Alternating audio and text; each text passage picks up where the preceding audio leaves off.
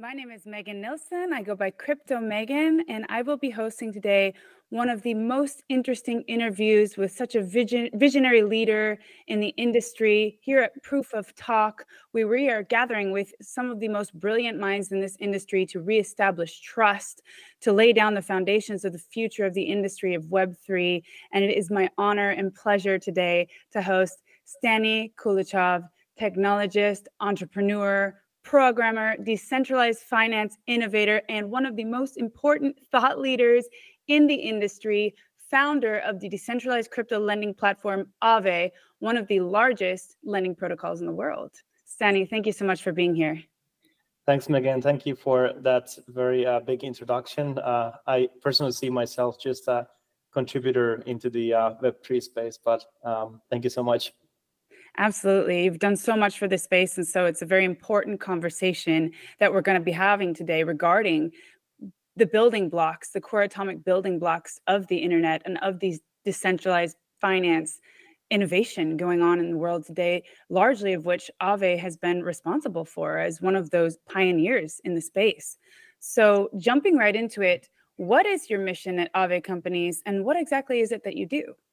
Yeah, I mean, the Aave, the company, we basically build technology that is creating more access and tries to create access to finance and access to ownership as well, which is core part of the Web3. And we want to make the internet more people-powered, meaning that when you look at the internet of today, it's very much owned by businesses and companies. So big tech companies and big businesses as well. And we want to make the internet a bit more equitable, where we have these concepts of decentralized organizations being part of the internet and governing the public infrastructure that should be available to everyone and creating equal access, and also creating more access to the users of internet and finance to basically be contributors and also having a say how these protocols and the future of finance and internet is going to evolve, and also benefit from that process as well. So we want to make the internet just a bit more fair, democratic, and equitable. I personally, so our team built the Aave protocol, and Aave protocol is a decentralized protocol that is running on a few of these blockchains, and allowing users to supply cryptographic assets, earn yield on them, and also borrow against their cryptographic assets as well. We, the team, we don't control the protocol, so it's governed by the Aave DAO, which is basically a decentralized organization that has come together to basically make decisions on how the Aave protocol evolves in the future. Something that is also exciting is that we recently built the Lens protocol, which is more about building Web3 social media protocol. So how we actually bring the ownership of our profiles to the users. So that's basically what we do at Aave. Wow, that's so interesting. I mean, equal access for all to finance is kind of like a very novel idea in our world, right? So you're doing something that's very, very important on a global scale. It's incredible to see the developments that have been going on within the Aave ecosystem. And so as we segue into the next question, it's important that now that we have these new tools and these new protocols available for the masses and this equal access, that people can feel comfortable using the protocol and they can trust what's happening now that they don't have that central middleman that's supposed to be generating that trust that we've seen before in the traditional world.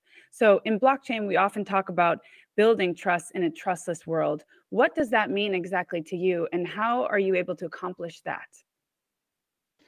Yeah, I mean, that's an interesting question, because we're trying to build systems, whether it's financial infrastructure as a public good, or let's say decentralized social media, or something else. Because something that is very not widely known is that blockchain is a technology and a solution that could actually be used in many of the industries.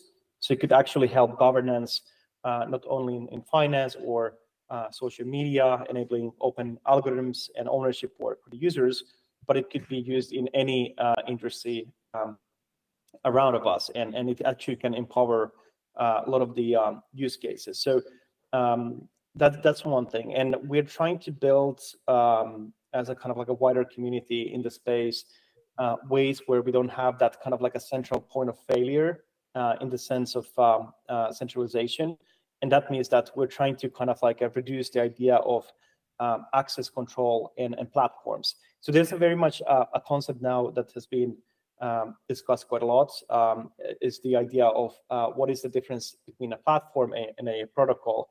And internet is heavily relying on this idea of platforms where you can come into a place and it makes very easily accessible to what you want to achieve as a result. So for example, on social media, you can connect with people, you can share things with other people. Maybe in a financial platform, you can actually get access to financial opportunities, but a protocol is something that is actually underneath. So it tries to actually give a bit of more democratic access, and it's available to everyone. And I think decentralization and building kind of like this trustless model is interesting because we're trying to remove those single point of failures, or these companies that are governing or pretty much have the whole market of let's say networking, and bring that, removing the access control and bringing the ownership for the users. And that's the kind of idea of that you don't need to trust single entities, specific people that could have access control. And with Aave protocol, you can see it quite easily. So our team can't just go and change any code of the protocol. So it's governed by the Aave DAO, meaning that actually anyone can come and create a proposal and actually pitch to the DAO that, hey, here's what we're thinking how the protocol should change. That could be as simple as changing risk parameters, or changing the interest rate strategies, or even how the protocol functions.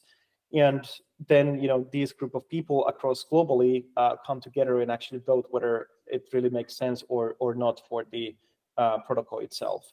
And that's kind of the idea of creating a trustless system where one party or entity doesn't have the ability to have that control over protocol.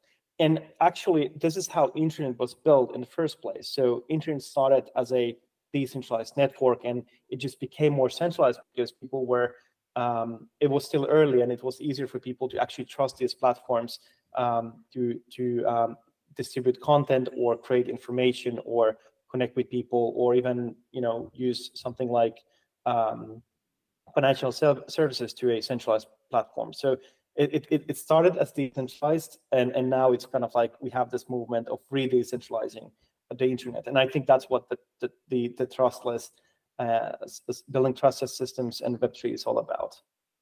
Right. It's about establishing that trust within your ecosystem through actions, through the technology, through how you respond to issues as a team, as a community. And as we segue into the part more getting in deeper into the DAO, so you built the Aave protocol and then relinquished control to token holders, and the Aave DAO was formed to govern the protocol, which is what you were previously describing. So you already discussed a little bit about what made you go down the decentralized path, which was that there was a broken system in the Web 2 world that wasn't working for multiple reasons. Can you describe a little bit more in depth why you chose the decentralized route, and how it differs from the traditional world?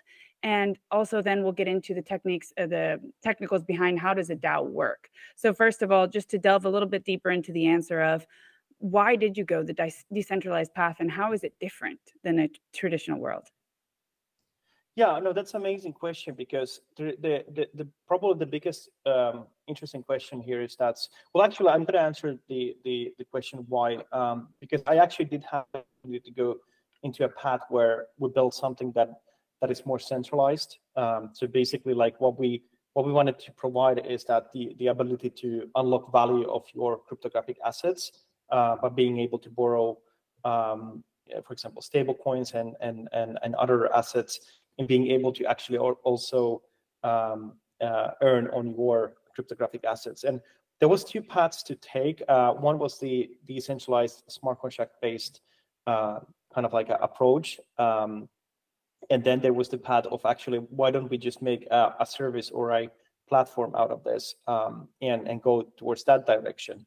And we actually took the harder part, which is more difficult, because when we started to build the Aave protocol 6-7 years ago, the first predecessor of that, what was really difficult is that the technology wasn't really ripe, and there wasn't that many users in the space of decentralized finance. I mean, we're talking about maybe 5,000 end users at its very early stage, getting excited what's being built, basically programmable financial infrastructure on top of smart contracts, basically protocols that are living on blockchain, and they're accessible, and no one can go and just change those programs, and it just created that like trustless environment.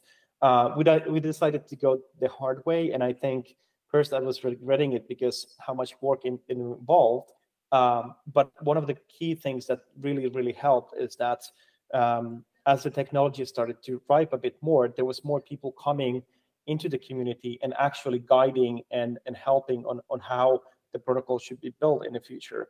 And I think that was a key difference here, because even if you look at today, the DAO or the DeFi ecosystem in general, anyone can actually participate. So if you compare to the traditional finance, you can't really go and tell to the, let's say, the banks or the markets or the infrastructure, like, hey, let's change the structure or the way this functions, because it could be more safer or risk averse to build this way, or let the market function this way. And I think that's the kind of like a key part, because in decentralization, anyone can come actually and contribute. And that's the beauty of open source decentralized communities. And if you look at today to the Aave DAO and how it functions, there's external risk contributors, for example, Gauntlet, Chaos Labs, that directly actually give their opinions on risk parameters. There is builders that are actually developing the protocol further without our team actually involved. There's also risk management, besides risk management services, also smart contract auditing and security services. So all these service providers actually coming and providing their services directly to the DAO without the founding team actually needing to be involved at all, which is super exciting, because if you like some sort of DeFi protocol and how it functions, you have actually opportunity to participate on how that protocol will evolve. And why it's important is because we really want to actually decide on what kind of financial system we will live in the future. And that's the best opportunity to do by contributing to decentralized protocols and the DAOs. That's very interesting. So by having the community give their input as a whole, the idea is that we'll be able to build a more wholesome, more inclusive system that gives access to all, instead of a closed system that's controlled by the few. And we're able to see that protocol be developed as we go, which is really incredible. So we'd like you to let us in on a little bit more on how the Aave DAO works. And what do you think are the key ingredients to running a successful trusted protocol?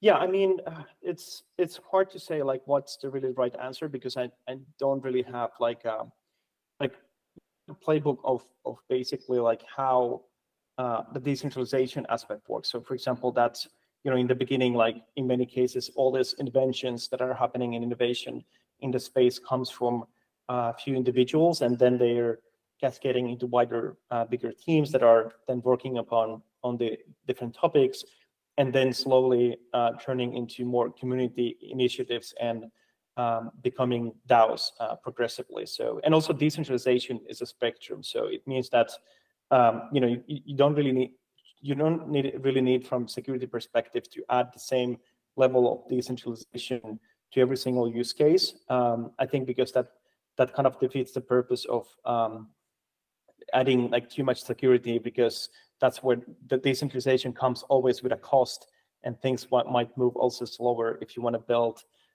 something where you have to move relatively quickly. But in the part of like what to do right in managing a DAO, that's a very interesting question, because I don't participate that much in the DAO ecosystem. I'm more of a person that is interested about the innovation side, what can be built and what's really empowering, enabling users and people around the world. And then I'm super excited that there's actually community members that then can take that work and just push it forward and manage those protocols. And I think down the line, as the ecosystem gets more mature, we will see more best practices. I do see that the Aave DAO is becoming more kind of like a professionalized. So it's not only community members across the world just contributing for fun, but actually you have delegate platforms that are actually actively seeking voting power to contribute and be part of the decision making, providing services to the Aave DAO. And I think that's very valuable because I think part of the idea of getting more adoption and more, for example, institutions excited about what we're building, we basically need to have a financial ecosystem that's very resilient, robust, but also it has all the ingredients that it could actually scale on a professional basis and could actually work as a financial infrastructure. And in my opinion, like DeFi just is better, faster, stronger finance. And I think that that's the part of the innovation. So you have all this transparency, so you can actually you can build things that you can build before because of the black boxes that exist in traditional finance. Wow, there's so much to unpack with what you just said, but I love the bigger, better, faster, stronger finance. I mean, that's just a great tagline, right? And so the black box is no longer a thing, and now we're building as a community, and so that innovation can empower, much more powerful system than the guarded black box model could, which is really interesting. And transparency, something that has not traditionally existed in this world. And so it's so interesting to see you have grown from 5,000 excited users as a hobby to see where this thing goes to now scaling globally and really making an impact in the financial world. And this is now one of the largest lending protocols in the world. You've become really important in this movement, and it's very cool to see. Well, I think also it's very early in the sense that DeFi is very small. I mean, the amount of users compared to finance in general is still relatively small. So there's like a lot of work to do as a space in general. But I think the foundation has been built now, and it's easier from here to move forward. So I'm happy to see that there are people excited about the innovation and what we built, because you kind of can easily lose hope on something that you spent like half a decade on building. So I'm pretty excited how things are moving forward. No, absolutely. And that's what this space is all about. It's about resilience when you're so new in something and it takes such a long time for people to catch on, relatively long. I mean, it's the fastest growing technology adoption curve ever, right? But a long time for these to be adopted, for them to be matured. I mean, you're a pioneer in the space. And if you don't have that consistency and that resilience, it's hard to make it through until you see it to the other side, right? So as we segue to the next question, trust is essential for financial protocols such as Aave protocol. Is trust important for the Lens protocol, your social networking platform?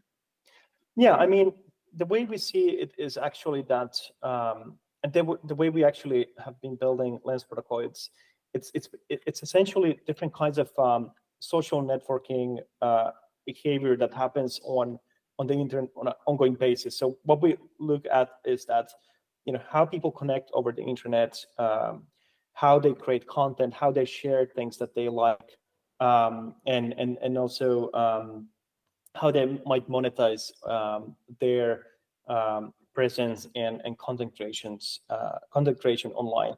And what we notice is that there's certain things that really the platforms don't really provide, because they want to actually have some sort of oversight of the users and the content networks and keep the users coming back and be engaged.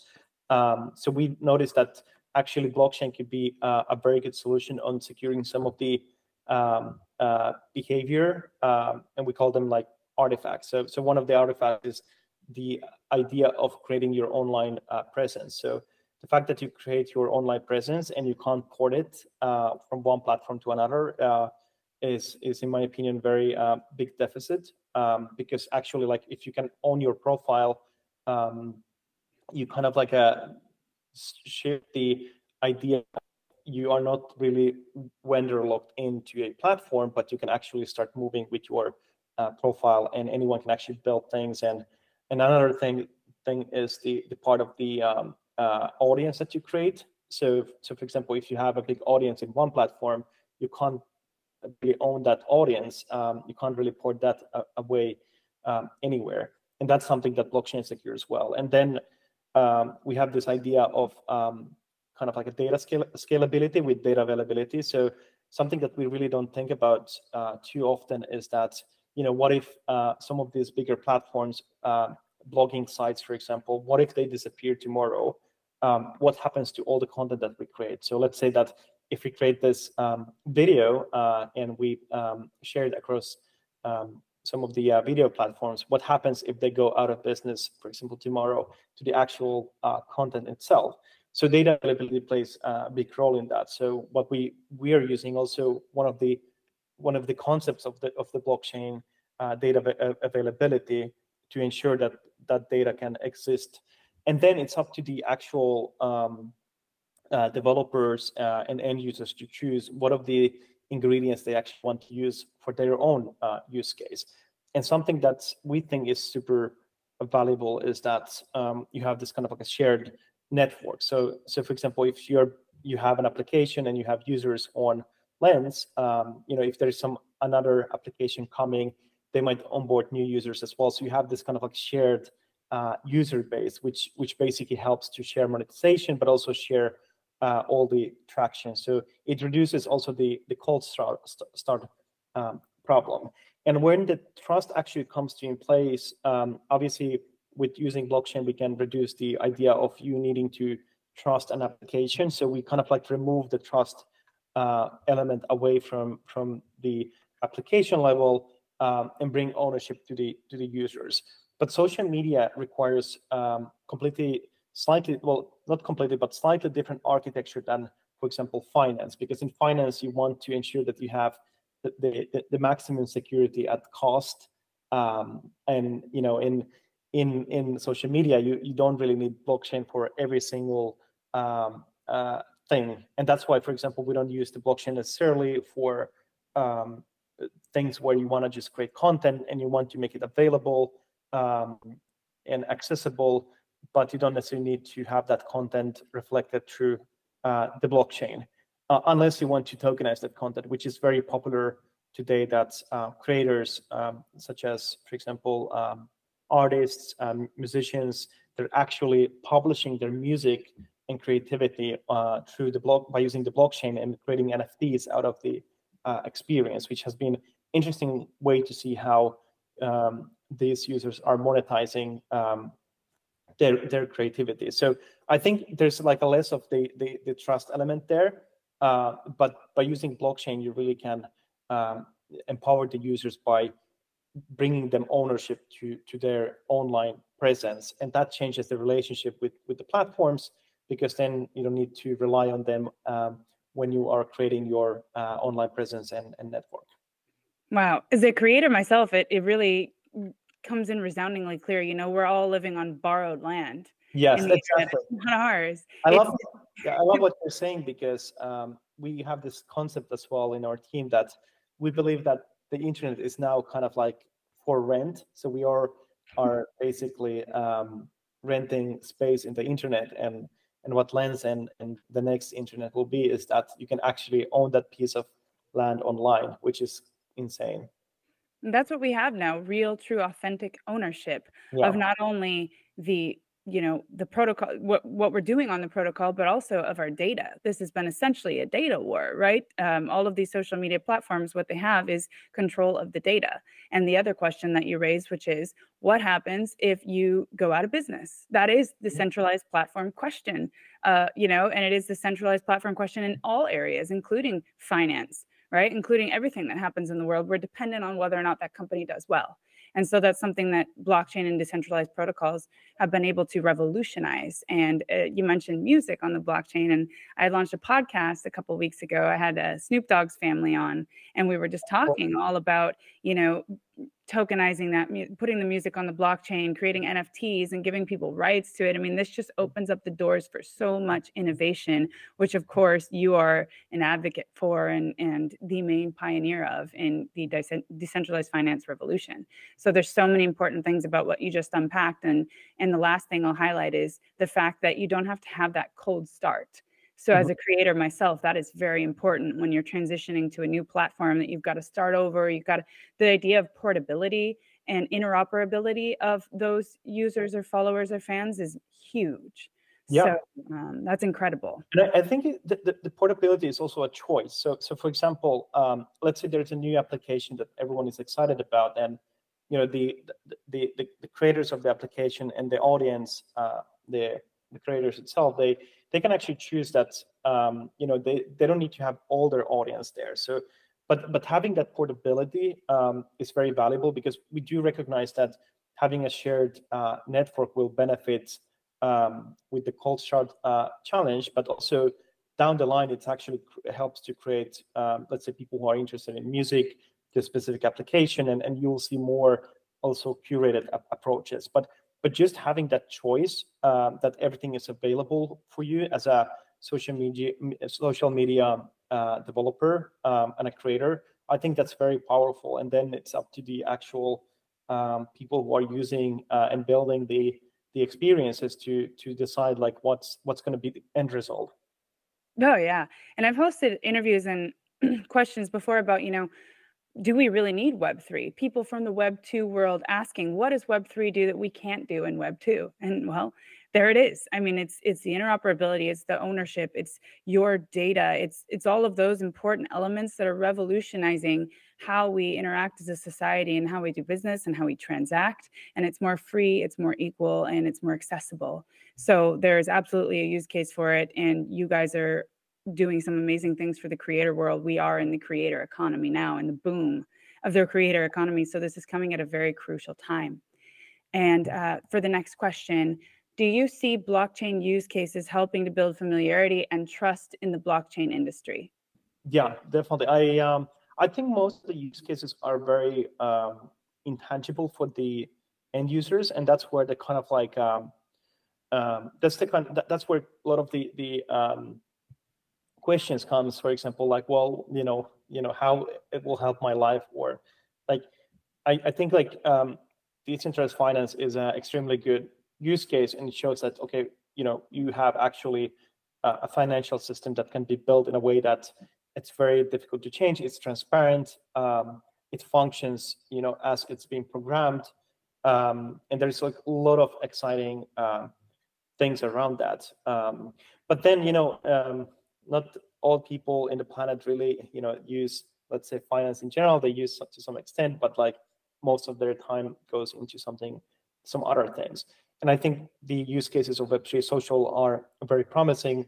But I think we, as the innovators within the space, we have to go a bit further and try to bring some, simple, tangible use cases that are applicable globally. And I think that could bring power to power of actually showing like what the blockchain can actually be capable of and how it could actually help. And there's really so many things where you can inject the idea of a blockchain where it could be actually helpful, especially in the field of access control. And access control is something where it's everywhere. So it's in every single application on the internet, but also every single hardware application in real life. Whatever device you're using, there's some sort of access control mechanisms. And I think that's where basically the blockchain technology can help. And access control is basically a form of governance, and on a wider kind of like a scope, governance itself is a very valuable tool. And some of the things in the future, blockchain might be the only way to govern. So, for example, if you think about AI, how are we going to govern AI?